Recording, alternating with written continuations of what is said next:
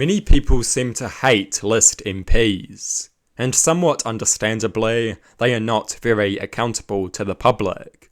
Some people hate list MPs so much they want to reintroduce first past the post. That would be a huge mistake. First past the post had many massive flaws. Look at Britain and the USA. Do you really want to be like that? Held hostage by two awful parties. A horrible political environment with little ideological diversity and weak competition. No thanks. I do not want to go back to that. People forget just how bad it was.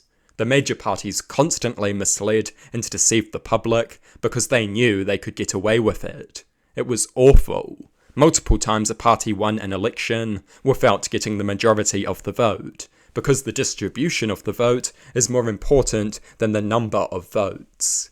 It also led to all sorts of stupid strategies where the parties would try to appeal to some constituencies and not others.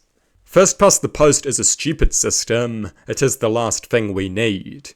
It leads to a strong sense of helplessness and powerlessness as people have so few options and such uninspiring options. It is awful. People don't understand that we can have proportionality without list MPs. Single transferable vote, for example, is a proportional electoral system that would abolish list MPs. People would vote for individual candidates, but proportionality would be maintained. You do this by having multi-member constituencies. First past the post and mixed member proportional are not the only options. There are heaps of electoral systems that we could use. And I think a lot of the criticism of list MPs is overstated. Sure, bad people get into government because they just ride in with their party, but that happens in the electorates too.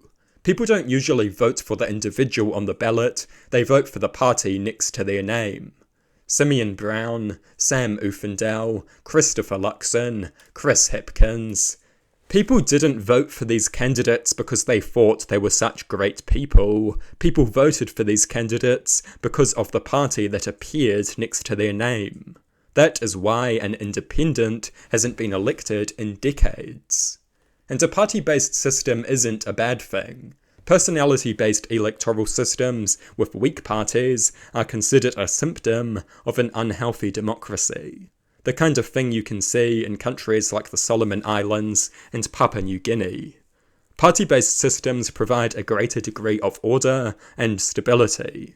Individuals can appear and disappear without warning. But parties provide some semblance of continuity and order to the political process.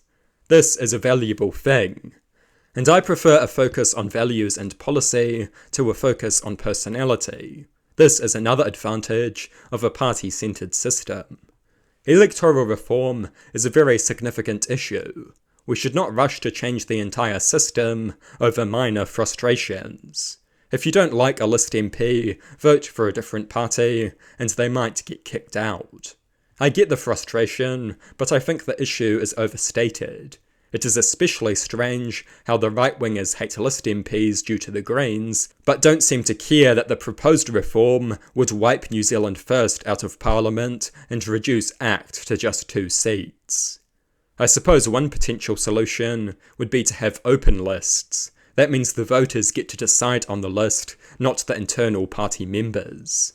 That is another way of getting rid of list MPs while keeping proportionality. But like I say, I find it hard to view this as a serious issue. Ultimately, list MPs represent parties, and parties are accountable. Hold them to account, and list MPs will lose their jobs.